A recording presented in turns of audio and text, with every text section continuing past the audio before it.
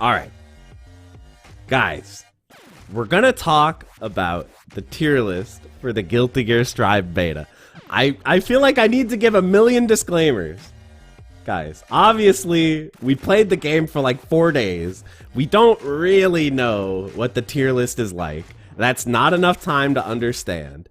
And also, they're probably going to change the balance before the game comes out. Arc System Works is kind of notorious for like last second buffing a character that people thought was weak in the beta and making them like way too strong, or vice versa. So they're probably going to change things when the game comes out. So I just want to be clear, this is for fun.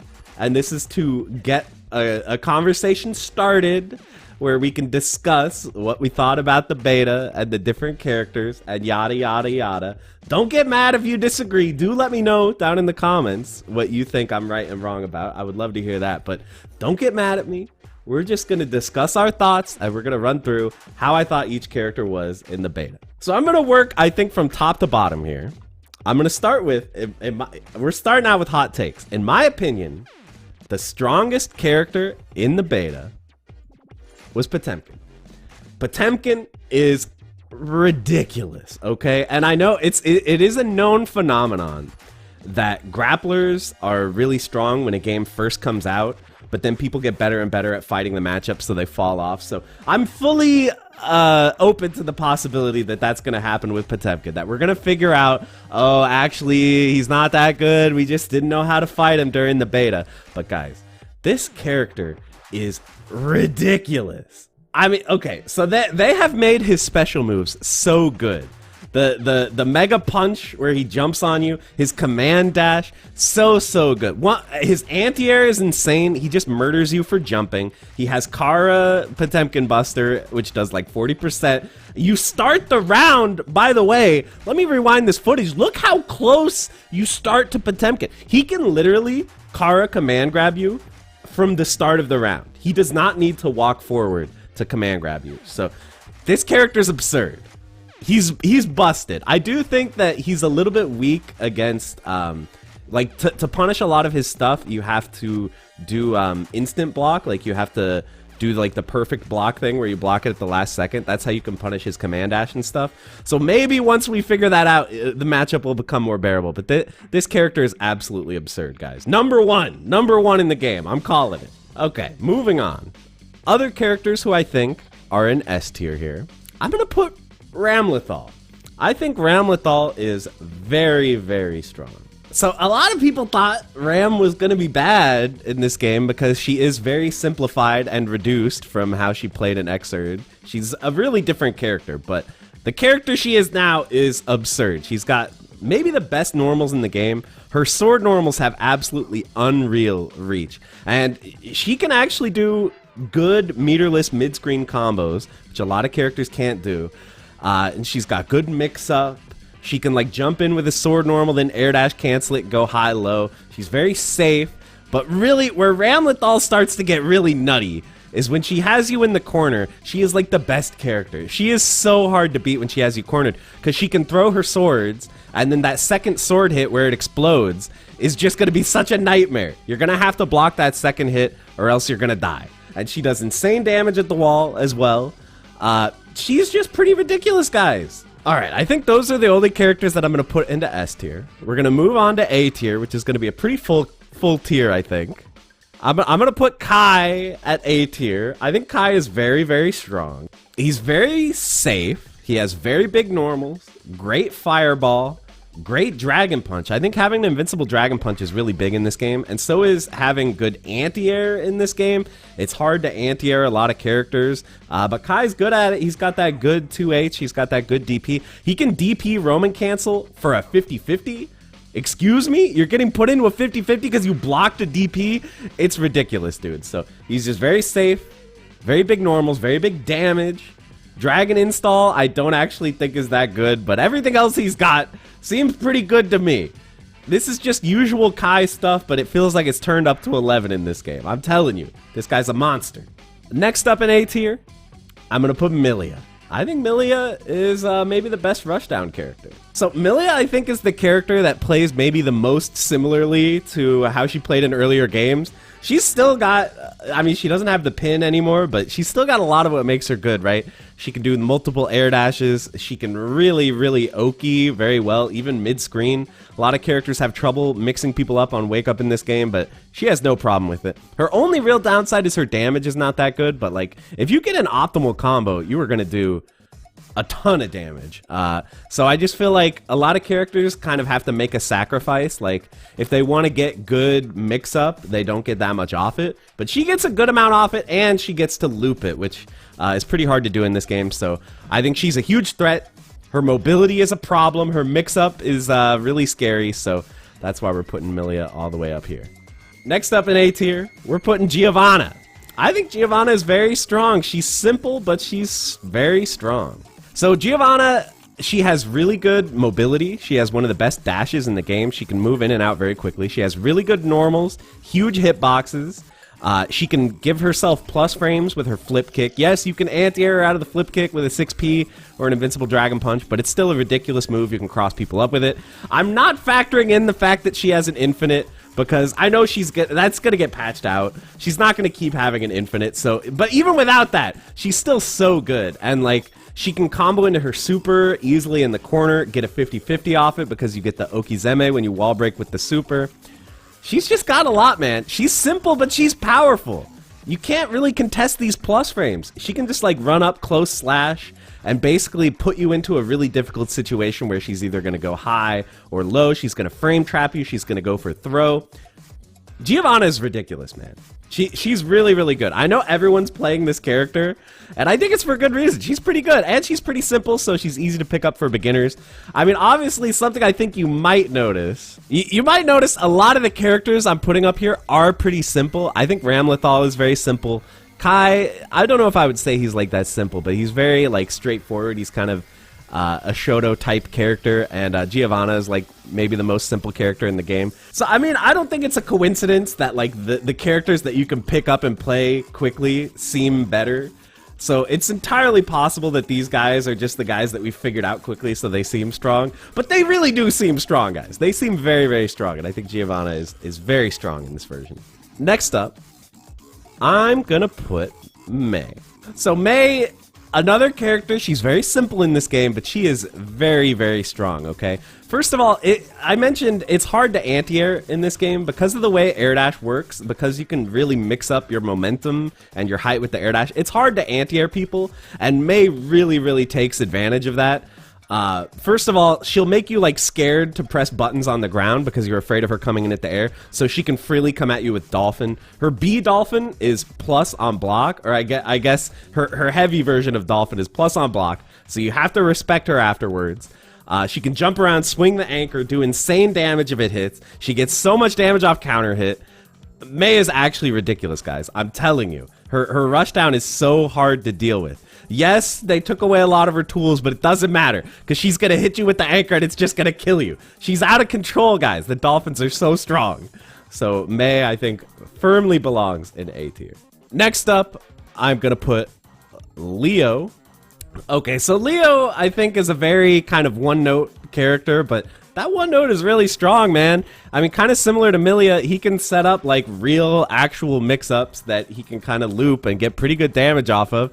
His counter move, where he uses like the back shield thing, is actually really like broken and ridiculous in this game. He's got an invincible dragon punch, which is really good to have. And yeah, he's just hard to block. He mixes you. He gets in. He makes you block the fireball, starts applying the pressure. His mix is really potent, guys. So I do think maybe this actually legitimately could be a character that just seems strong because it's so easy to figure out what you're supposed to do so quickly. But like, it was just hard to beat Leo players in the beta, man. They were playing good out there. They were really rushing down and mixing, and it seemed quite strong to me. All right, next up, closing out A tier, I'm going to put Soul Bad Guy. Soul Bad Guy is another one where, like, yeah, he's pretty simple, but he seems pretty good. He seemed pretty good. So obviously Soul has the damage. His damage is absolutely absurd with his combos, especially in the corner. His corner combos are insane. Wild Throw, you know, he can't combo off it anymore, but now it just kills you when it touches you. He's able to generate a lot of plus frames with his special moves. He's got big normals. Gun flame's pretty nice. You can fake gun flame to, keep applying pressure during block strings. Good anti-air with 5K, which he can combo off of. He's just got a lot going for him, and I think he uses the new Roman cancel system very well as well. Oh yeah, Invincible Dragon Punch, by the way. A lot of good characters, I think, have Invincible Dragon Punches in this game. But yeah, he can... he can Roman cancel different things to create good mix-ups, like his moves that leave him in the air. He can create mix-ups very effectively using the fast RC.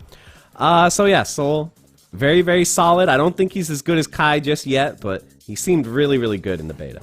Okay, moving down to the B tier, I think I'm going to put Axel. So yeah, like, obviously, I think there was a lot of hype that Axel, like, everyone was clickbaiting, like, shocked thumbnail faces when they saw that Axel had the time stop super. But here's my hot take, guys. You can take this to the bank. The time stop super is not good. It is not a good super. I think unless they buff it, you're almost never going to see this thing used. Because the fact is, you have to activate the super preemptively.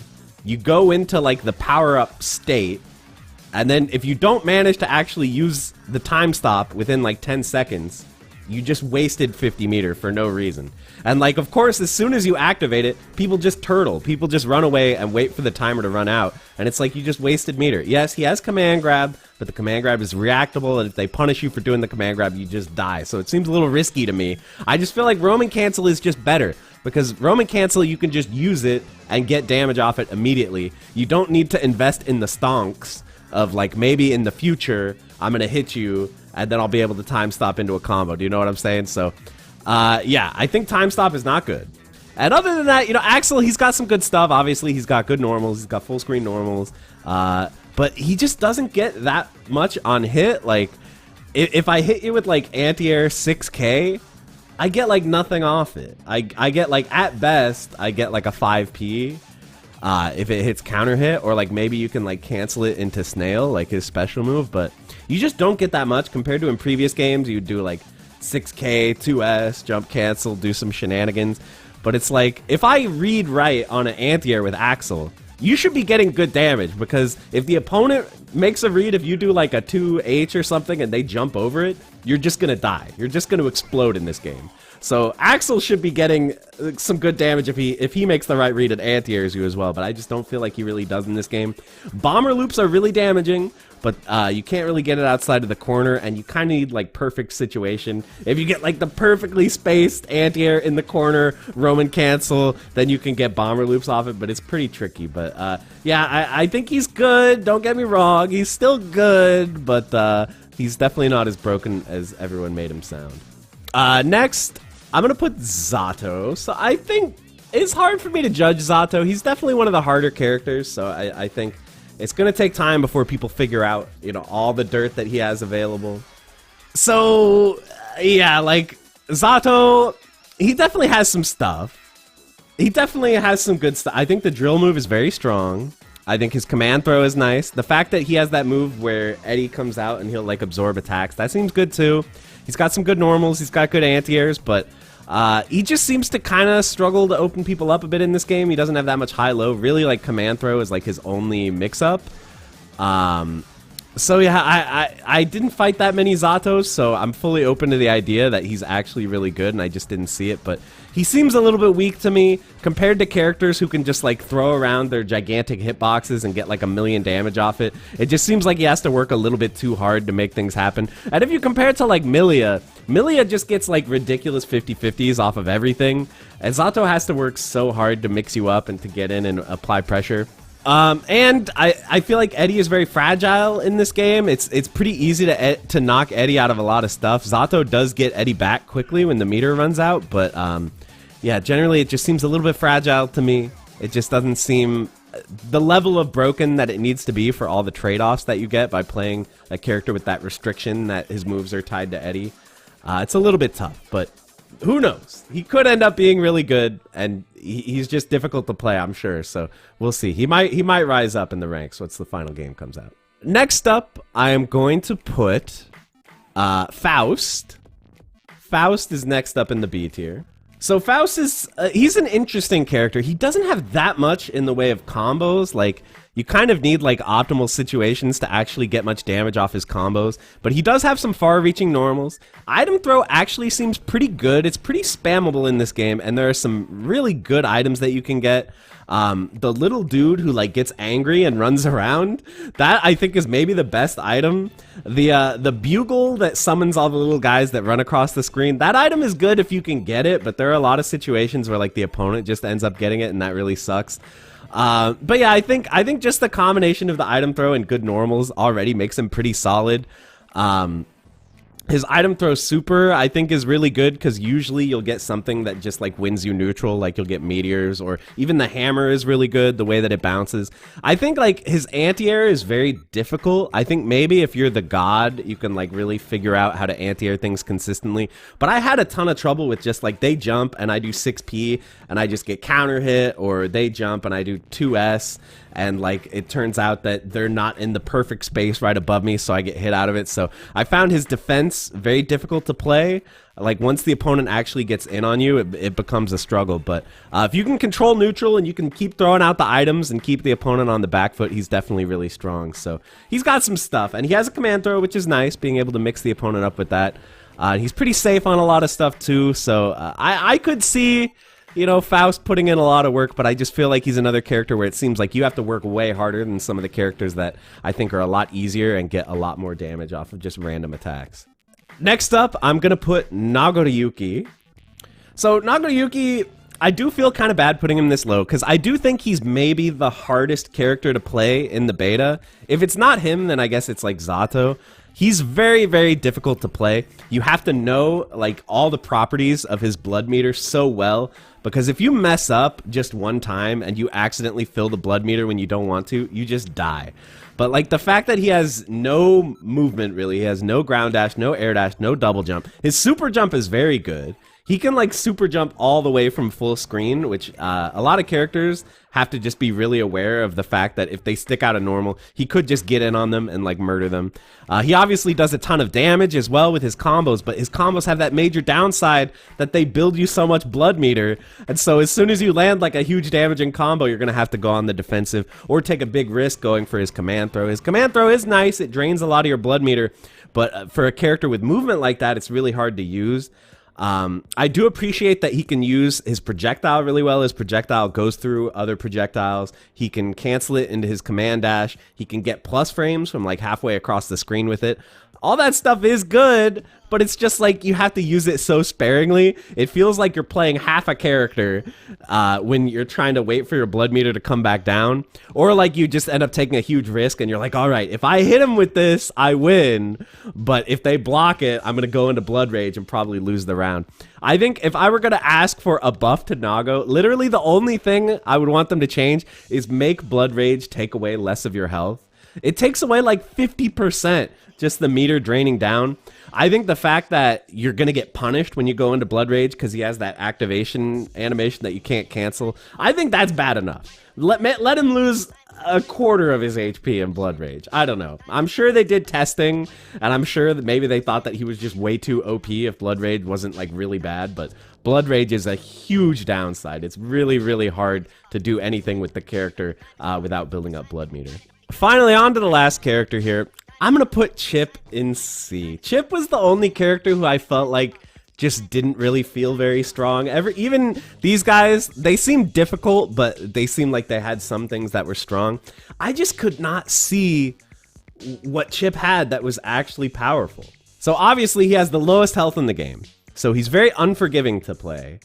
Because like two Potemkin busters and you're just dead, so that's a nightmare. He does have an invincible dragon punch. I think it's invincible, right? That's pretty nice to have, but like his mix seems very weak compared to like Mila mix. Wow, Milia's mix is so much better. He is more damaging than Mila. But like, I don't know, it just feels like a lot of his stuff is so seeable. I feel like the overhead Rekka is very reactable. I like almost never got hit by that move. His cross-up jump H is good. His super is good. You can like punish stuff from really far away with his super. Alpha Blade mix-ups are okay. but I just don't understand what this character's deal is. He just seems so nerfed. I do think that like with really optimal combos, we could see Chip do better. And obviously, no one I was fighting was doing optimal combos. I've seen crazy stuff where he's like running up the wall and hitting you and stuff. With optimal combos, maybe he'll be better because then there could be that trade-off where Mila has better mix-up but worse damage, and he could have better damage. But it just feels hard, like the character with the least health, with some of the shortest range on his normals. Like he needs something. He needs something to make up for that. So yeah, I don't know. I would not be surprised if they hit Chip with some fat buffs. Another thing I noticed was that almost no one was playing Chip in the beta. I fought like 1 or 2 Chips. So again, that's going to make him harder to judge if you don't fight very many people playing him. And a lot of people I fought who were playing him seemed like they were kind of new to the game. Like I think the experienced players were kind of driven away from Chip because they heard this reputation that he was really, really bad in this version. So I don't know. We'll see what ends up happening. I'm curious what they're going to do with Chip in the final version, and who knows, maybe with some optimization this character could be a real problem, but I just simply was not seeing it at all in the beta. And so that's pretty much our list here. I mean, we have I don't know why they put Xerd Mila on this tier list maker. I guess she can be D tier, but yeah, this is how I feel. Again, I just want to reiterate, we don't really know.